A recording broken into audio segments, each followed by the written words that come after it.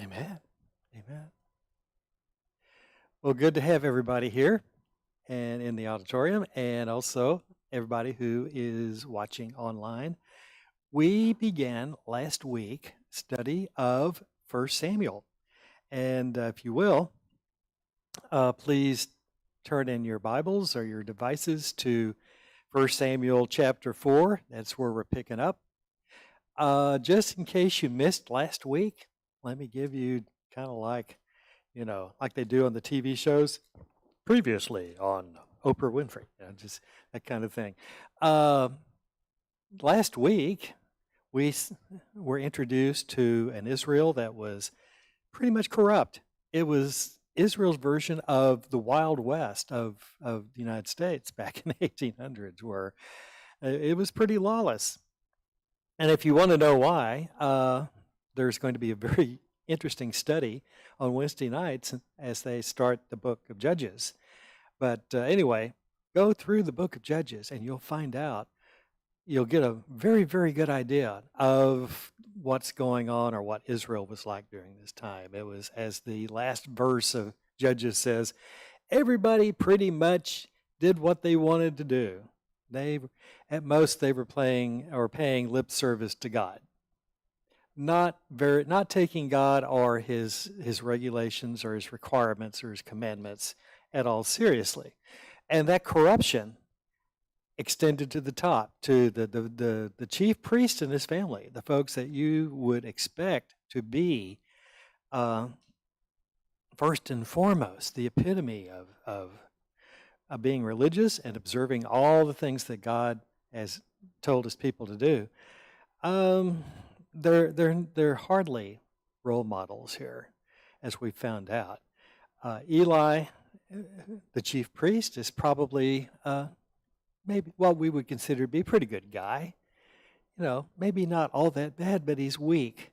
At least he's so weak he can't stand up to his two sons, who really are disgraceful, as we found out. But God doesn't let things just go on and on and on without at some point intervening. And through his intervention, he has raised up, or is raising up, a new judge, a new prophet named Samuel, who we were introduced to last week. And in that process, we also learned of God's impending judgment on Eli, or the house of Eli. Basically says, guys, you're going to be out of work soon, because I'm going to do something about this sinful behavior that you've been indulging in. And the sign that I'm going to do something about it is that Hophni and Phinehas, your two sons, are going to die on the same day. That's a pretty severe judgment and a pretty stark judgment. If you see that happening, yeah, I guess God must be serious, and this must be coming from the hands of God.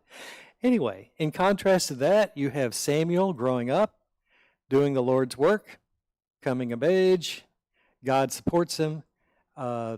Chapter 3 says, God let none of Samuel's words fall to the ground. Basically, he supported and backed up Samuel and everything that he did. And as we go into chapter 4, the very first verse says, Samuel's word came to all Israel. Basically, Samuel's influence to the nation continued to spread. But no sooner is that we get through that verse than the scene, or that sentence in verse 1, shifts dramatically. And we're in a battle, it turns out. Because the narrative continues, now the Israelites went out to fight against the Philistines. The Philistines, yeah, we look at them, when we read the word Philistines, we automatically associate them with being the bad guys, Israel's enemy. Why does Israel have these enemies in what was supposed to be God's promised land to the Israelites? Simple reason.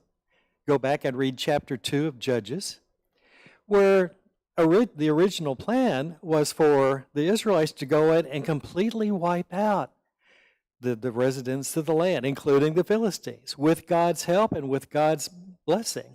But for one reason or another, they didn't do it. So God finally said, you know what? If you're not going to do it, I'm going to let these guys stay in here, and I'm going to allow them to be a nuisance and a hindrance and a thorn in your side, and I'm going to use them to test you, just to see how faithful I am. And in fact, some of the more dramatic stories that you'll encounter in Judges have to do with Philistines. Well, who are these Philistines? More than the bad neighbor on the block, they do have a background. They were organized into 5 city-states. There were 5 major cities. A lot of them that they held on to when the Israelites claimed the land. In some cases, the Israelites claimed the cities, and then the Philistines claimed them back in all these battles. They were originally from the island of Crete. If they were from Crete, that means that they must have had some kind of connection with Greece. And so they did, because there are records of them importing arms from Greece, basically to arm themselves and be ready for battle and to be superior, the superior force in battle. And they also figured out how to make weapons from iron. And as a result, they were in many instances militarily superior, at least in ammunition and arsenal and so forth, and weapons, to the Israelites, to the degree that in some cases they did reduce Israel to servitude. They stole cities from them. They subjected them to all sorts of miserable behavior in terms of taxes, and we'll steal your food, thank you for growing it, but we're going to eat it, and all these other things. So, thanks to the attitude, the freewheeling attitude of the Israelites, they had Philistines. And this was something more, as it turned out, this was something more than a nuisance. It really made their lives miserable, which may explain why we had this battle between the Israelites and the Philistines. The Israelites camped at Ebenezer, which, by the way, did not exist as a city at this time. We'll find out exactly where that happened. But for the generations to come who would read the book of Samuel, they would know what Ebenezer was and where it was located. The Philistines were at Aphek. These 2 locations were like 2 miles apart. So they were close enough for fighting distance. The Philistines deployed their forces to meet Israel, and as the battle spread, Israel was defeated by the Philistines, who killed about 4,000 of them on the battlefield. When the soldiers returned to camp, the elders of Israel asked, "Why did the Lord bring defeat on us today before the Philistines?" Well, obvious answer, but generally, a lot of folks will ignore the obvious answer to go look for another one that's more satisfying. Apparently, this is what the major thinkers of Israel did. And they come up with a solution. They said, let us bring the Ark of the Lord's covenant from Shiloh. Shiloh, of course, is at this time the religious center of Israel. It's where the tabernacle is located. It's where the Ark is located. It's where Eli and his sons hold forth. Let us bring the Ark from Shiloh over here to where the battle is, so that he, meaning God, may go with us and save us from the hand of our enemies. Now, there were at least a couple of historical precedents for Israel doing this. The Battle of Jericho in the book of Joshua. That was a major victory for the Israelites. And of course, the Ark of the Covenant was present.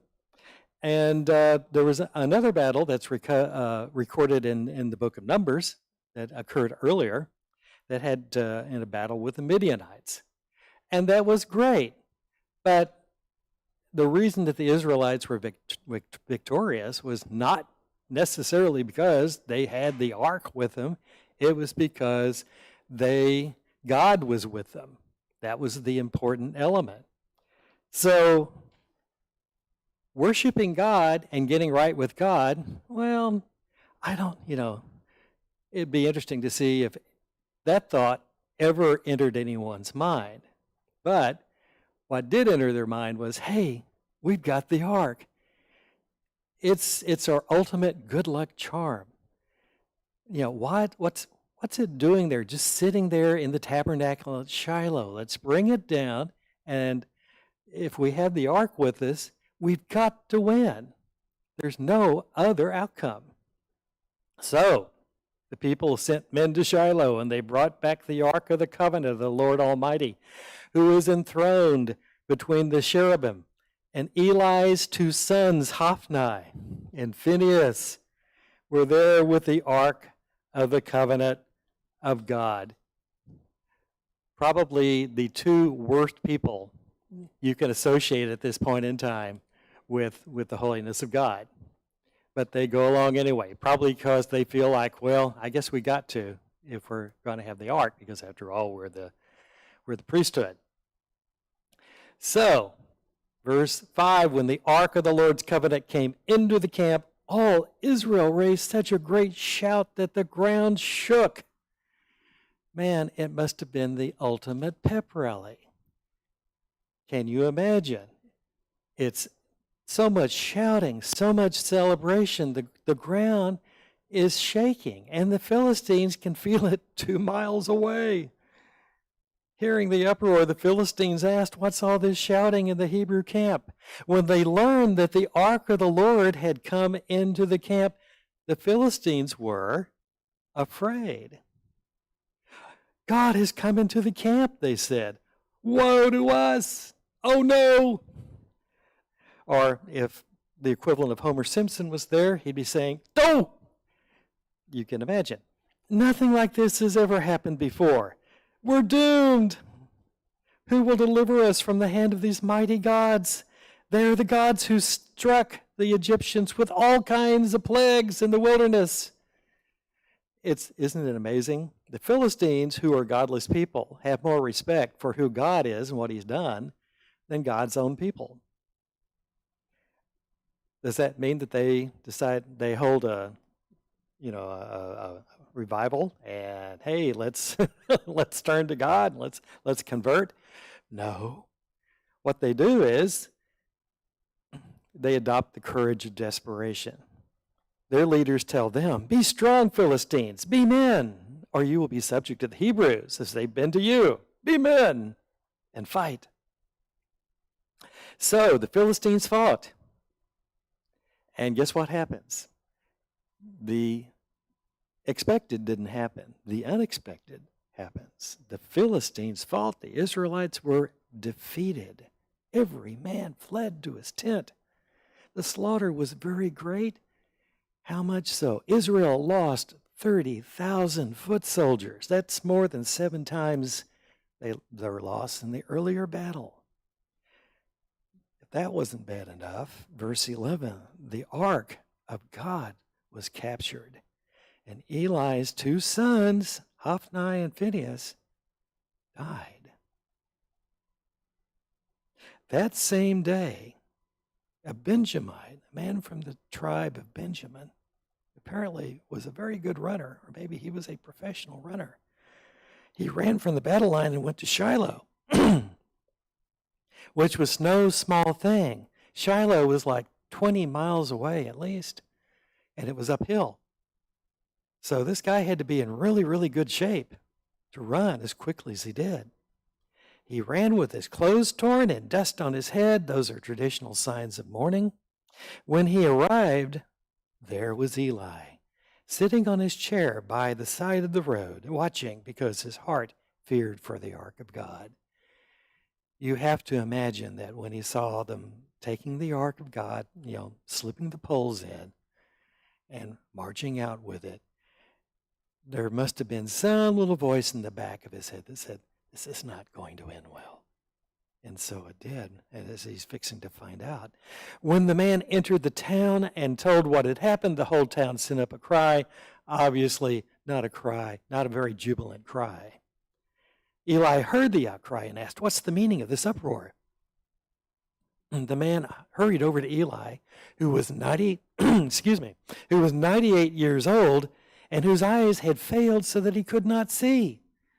He told Eli, "I have just come for the battle line. I fled from it this very day." That in itself doesn't sound encouraging. Eli asked, "What happened, my son?" The man who brought the news replied, Israel fled before the Philistines, and the army has suffered heavy losses. Also, your 2 sons, Hophni and Phinehas, are dead, and the ark of God had been captured. When he mentioned the ark of God, Eli fell backward off his chair. By the side of the gate, his neck was broken, and he died, for he was an old man, and he was heavy. He had led Israel 40 years. And as Darren pointed out to me a little bit earlier, he said, this is why we have backs on chairs today. So in case you have to fall out, at least you're not falling over backward and breaking your neck. Yes.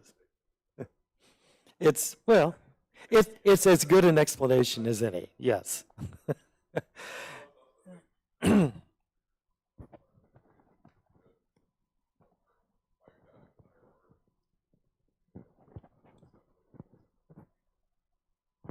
Yes. Not a good day. Israel's good luck charm just didn't work. Apparently because God wasn't there. God had to be there for everything to work. God was sitting on the sidelines because that's where their faith was in. It was in this, even though it was ordained by God, it was made with human hands. That's where their faith was. Their faith was not in the true and living God. Well, the bad stuff for Eli's family is just beginning. Verse 19, his daughter-in-law, the wife of Phinehas, was pregnant and near the time of delivery when she heard the news that the ark of God had been captured and that her father-in-law and her husband were dead. She went into labor and gave birth, but was overcome by her labor pains. As she was dying, the women attending her said, don't despair. You've given birth to a son. Of course, that would normally be, a birth would be good news. A son is even better news given the culture of the time because of all the advantages that are ascribed to a son. But she did not respond or pay any attention.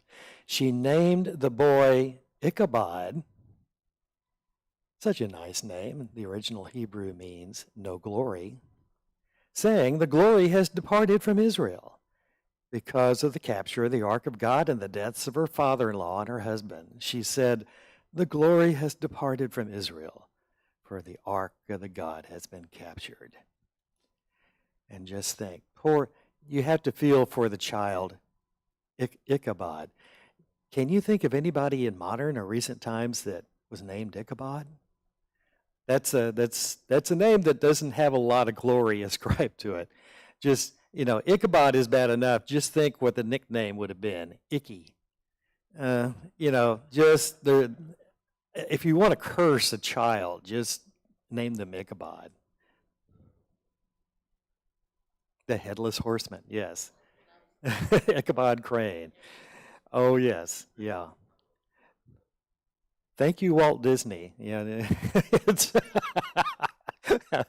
Thanks to that cartoon, nobody would ever think of naming their child Ichabod.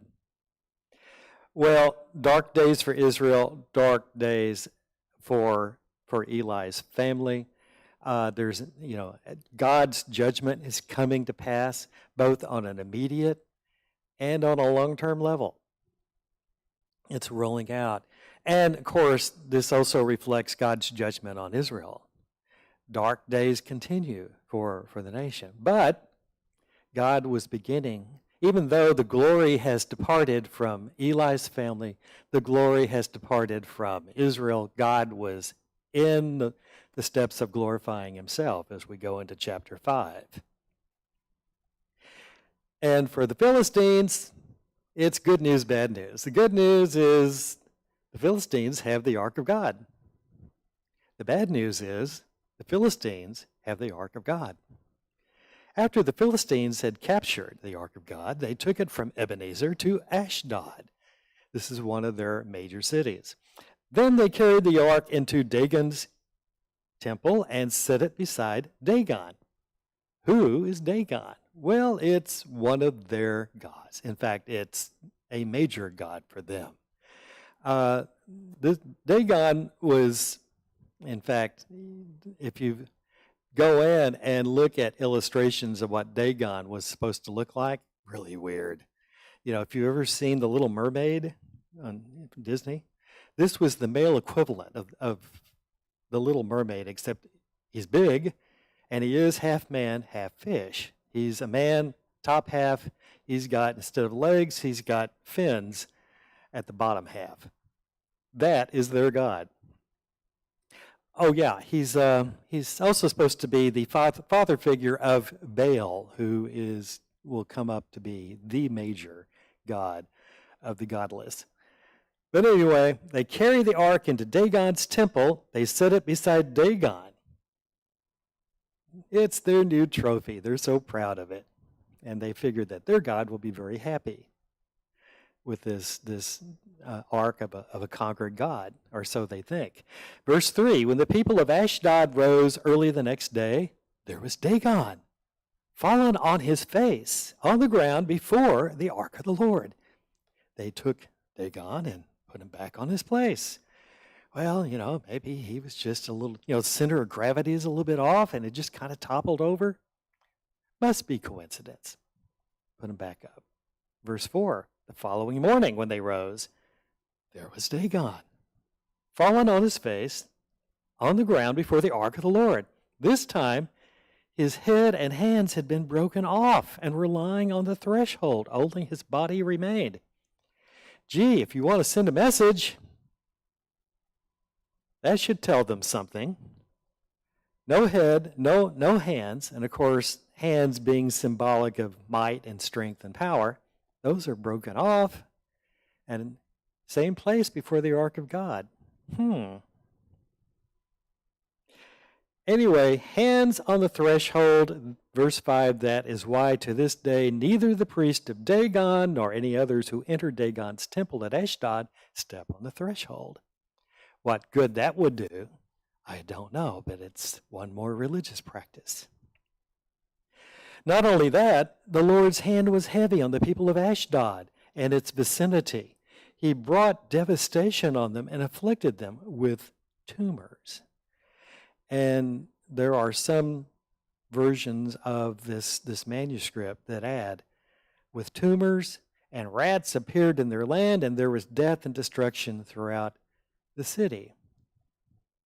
When the people of Ashdod saw what was happening, they said, the ark of the God of Israel must not stay here with us because his hand is heavy on us and on Dagon our God. What's the solution? They called together all the rulers of the Philistines and asked them, what shall we do with the ark of the God of Israel? They answered, have the ark of the God of Israel moved to Gath. Yes, that's the solution. Make it somebody else's problem. Get it out of our town and we'll be done with it. So they moved the ark of the God of Israel. But after they moved it, the Lord's hand was against that city, throwing it into a great panic. He afflicted the people of the city, both young and old, with an outbreak of tumors. What kind of tumors? Well, I don't think I'm a little reluctant to get into the details because, it's very unpleasant. Let's just say, according to one version, these tumors were located, number one, in the groin, which means that whatever you did, it was going to be very, very painful. And they were bleeding tumors. And that's as far as I'm going to go. Messy and miserable, and just there's, with something like that, that's all you think about. You can't get anything else done.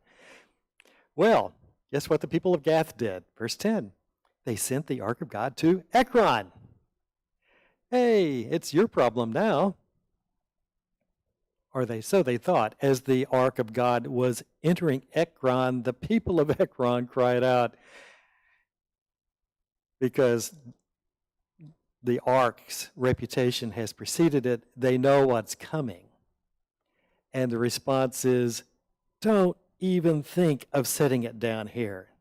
They've brought the ark of the God of Israel around to kill us and our people. So they called together all the rulers of the Philistines and said, send the ark of the God of Israel away. Let it go back to its own place, or it will kill us and our people. For death had filled the city with panic. God's hand was very heavy on it. Those who didn't die were afflicted with tumors, and the outcry of the city went up to heaven.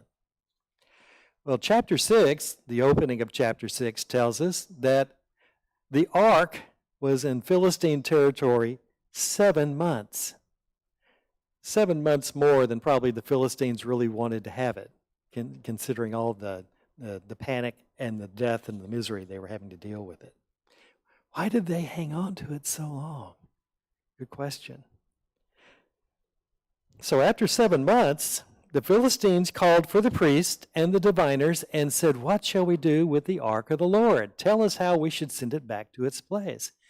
Yeah, we really do need to get rid of it, but we need to get rid of it in a way that it doesn't come back down on our heads. Well, the religious officials answered, verse 3, if you return the ark of the God of Israel, do not send it back to him without a gift. By all means, send a guilt offering to him. You know, you've offended this God, whoever he is, so you need to appease him. If that happens, if you'll do this, then you will be healed, and you'll know why his hand has not been lifted from you. The Philistines asked, what guilt offering should we send to him? They replied, 5 gold tumors, 5 gold rats. 1 tumor, 1 rat for each major city-state of the Philistines, according to the number of the Philistine rulers, because the same plague has struck both you and your rulers. Make models of the tumors and of the rats that are destroying the country. Give glory to Israel's God. Perhaps he will lift his hand from you and your gods and your land. Why do you harden your hearts, as the Egyptians and Pharaoh did? When Israel's God dealt harshly with them, did they not send the Israelites out so they could go on their way? Again, they know of God. They even have respect for this God. But they've done everything except maybe we need to submit to this God, since he is this powerful. But the instructions continue, verse 7. Now then, get a new cart ready with 2 cows that have calved and have never been yoked. Why this specific? We'll get to that in a moment. Hitch the cows to the cart, take their calves away, pin them up, take the ark of the Lord and put it on the cart, and in a chest beside it put the gold objects you are sending back to him as a guilt offering. These guys are smart enough not to mess with the ark itself. Say, get a nice little chest, put it next to the ark. Send it on its way, but keep watching it. If it goes up to its own territory, toward Beth Shemesh, then the Lord has brought this great disaster on us. But if it does not, then we will know that it was not his hand that struck us, but that it happened to us by chance. How so?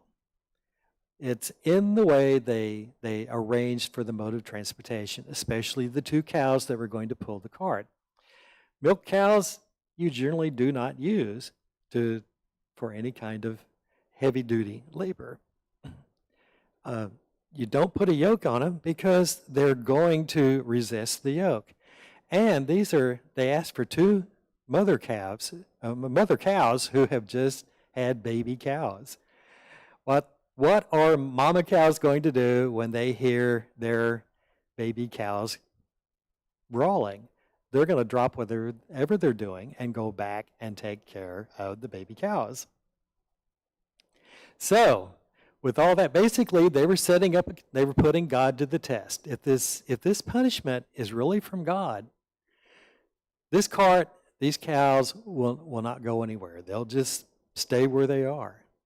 But if this is from God, he will arrange it supernaturally so that despite all these distractions, the cows will pull the cart into Israel territory. Verse 10, so they did this. They took 2 such cows and hitched them to the cart and pinned up their calves. They placed the ark of the Lord on the cart, and along with it the chest containing the gold rats and the models of the tumors. Then the cows went straight up toward Beth Shemesh, keeping on the road and lowing all the way. They did not turn to the right or to the left. These cows didn't like what they were doing, as they were really making a lot of noise. They heard their babies brawling for them. Even so, they kept straight on the path to Beth Shemesh, not turning either to the right or the left. It was a beeline to Israel territory.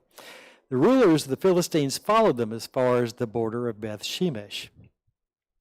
Now the people of Beth Shemesh were harvesting their wheat in the valley, and when they looked up and saw the ark, they rejoiced at the sight. The cart came to the field of Joshua of Beth Shemesh, and there it stopped beside a large rock. The people chopped up the wood of the cart and sacrificed the cows as a burnt offering to the Lord. Two things that, according to the law of Moses, they had just violated. Number one, they sacrificed a female animal. The second thing was they were offering sacrifices at a location other than where the tabernacle was. But we can see where God is allowing this to go on anyway. The Levites took down the ark of the Lord together with the chest containing the gold objects and placed them on the large rock. On that day, the people of Beth Shemesh offered burnt offerings, made sacrifices to the Lord. The 5 rulers of the Philistines saw all this, concluded, yep, this must have been the hand of their God on us, and returned that same day to Ekron.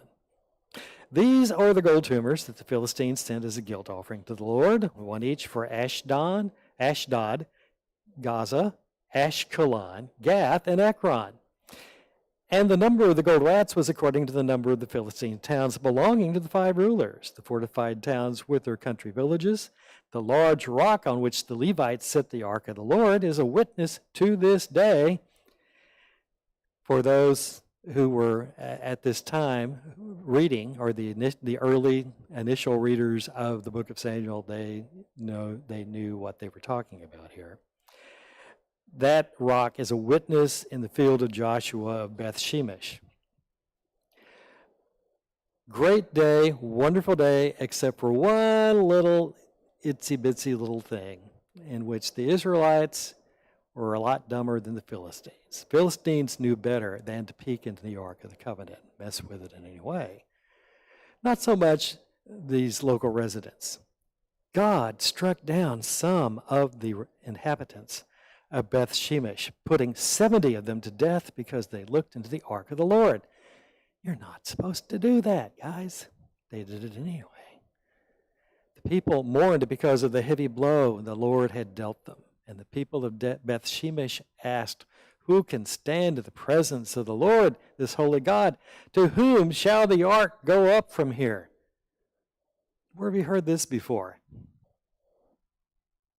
Then the messengers of the people of Kiriath-Jearim, they sent messengers to Kiriath-Jearim saying, the Philistines have returned the ark of the Lord. Come down and take it up to your town. Yeah, let's not make it our problem anymore. We'll make it your problem. So, as we get into chapter 7, the men of Kiriath-Jearim came and took up the ark of the Lord. They brought it to Abinadab's house on the hill and consecrated Eleazar, his son, to guard the ark of the Lord. Why they didn't bring it back to Shiloh, not discussed here, but according to a couple of other passages in the Old Testament, one answer may possibly be that as part of the Philistines going on the warpath, the Philistines take out Shiloh, basically just reduce it to rubble. That may have been one answer. Anyway, verse 2, the ark remained at Kiriath-Jearim a long time, 20 years in all. Then, good news here, all the people of Israel turned back to the Lord. So Samuel said to all the Israelites, Samuel up to this point, no mention of Samuel, where he is, what's he been doing. He's kind of been in the background, way in the background, but now he comes back, he emerges, and he does a very, very statesman-like thing because he is Israel's new judge. He says to all the Israelites, if you're returning to the Lord with all your hearts, if you're repenting, if you're serious about turning to the Lord, then do the right thing. Show it. Rid yourselves of the foreign gods, the Baals, and the Ashtoreths. What you talking about, Samuel? Well, the two major false gods of the region, Baal, and one's male, one's female. Baal is male. I'm not trying to be poetic here. That's just how it works out. Ashtoreth is his lovely wife, I guess. But anyway, she's the female god. Baal is the god of weather and the economy. Ashtoreth was the female god of fertility.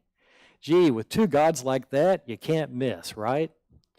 So, and here's what you have with the situation with the Israelites. It's not that they forsook God, where they said, God, get out of our lives. They really thought they were God-fearing people in a lot of cases. But they followed a lifestyle of God plus. Oh, yes, we have God, but look at all these other interesting gods out there. You know, probably wouldn't be a bad idea just to be friendly with these guys, just in case. So they were living this life of trying to be faithful, trying to worship two totally different God systems here. And of course, God said, the true God said, I don't want you doing that.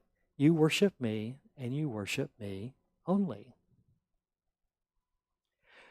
And that's why Samuel is telling the Israelites, if you've got objects of foreign gods in your households, kick them out, get rid of them, destroy them. Rid yourselves of them. Commit yourselves to the Lord and serve Him only, and He will deliver you out of the hand of the Philistines. So the Israelites put away their Baals and Ashtoreths and served the Lord only. Then Samuel said, assemble all Israel at Mizpah, and I will pray to the Lord for you. So when they had assembled at Mizpah, they drew water and poured it out before the Lord. Kind of a symbolic action here. Basically, it symbolized pouring your soul out before God. It's a visible representation. On that day, they fasted, and there they confessed, we have sinned against the Lord. Now, Samuel was serving as judge, as leader of Israel at Mizpah. When the Philistines heard that Israel had assembled at Mizpah, the rulers of the Philistines came up to attack them. Here we go again. But this time there's going to be a slightly different outcome. When the Israelites heard of it, they were afraid because of the Philistines. They said to Samuel, do not stop crying out to the Lord our God for us, that He may rescue us from the hand of the Philistines. Samuel's going to do that, but we're going to see something that is a very, very familiar practice throughout the Bible, and of course culminates in what we see in the work of Jesus. Samuel took a suckling lamb and sacrificed it as a whole burnt offering to the Lord. He cried out to the Lord on Israel's behalf, and the Lord answered him. Battle hasn't even begun yet. In fact, you might not even call it a battle, because while Samuel was sacrificing the burnt offering, the Philistines drew near to engage Israel in battle, but that day the Lord thundered with loud thunder against the Philistines. Now, I'm assuming that that thunderstorm was heard by both sides. If it was, didn't bother the Israelites any. But what it did was it threw the Philistines into such a panic that they were routed before the Israelites. The men of Israel rushed out of Mizpah and pursued the Philistines, slaughtering them along the way to a point below Beth-kar. Then Samuel took a stone and set it up between Mizpah and Shin. He named it Ebenezer. There's where you get your name for the location. Why did he name it Ebenezer? Saying, thus far the Lord has helped us. That's what the name means. So, the Philistines were subdued, and they stopped invading Israel's territory. Throughout Samuel's lifetime, the hand of the Lord was against the Philistines. The towns from Ekron to Gath that the Philistines had captured from Israel were restored to Israel. And Israel delivered the neighboring territory from the hands of the Philistines. And there was peace between Israel and the Amorites. Samuel continued as Israel's judge, as its leader. All the days of his life, from year to year, he went on a circuit from Bethel to Gilgal to Mizpah, judging Israel in all those places. But he always went back to Ramah, his hometown. And there he also held court for Israel, and he built an altar there to the Lord. A happy ending, at least a happy ending for chapter 7. Israel is back. It's restored to God. They are on that same wavelength. And they live that way happily ever after, right? Not so much. Next week, we're going to get into a little wrinkle in the relationship. If you will, please read chapters 8 through 12. That'll be the basis of our lesson for next Sunday. And we're going to find out that Israel has a couple of demands, or at least one big demand, one big ask that they're making of God and of Samuel. Lord willing, we'll be here next Sunday, discuss that. Have a great week. Continue to pray for rain, and be safe.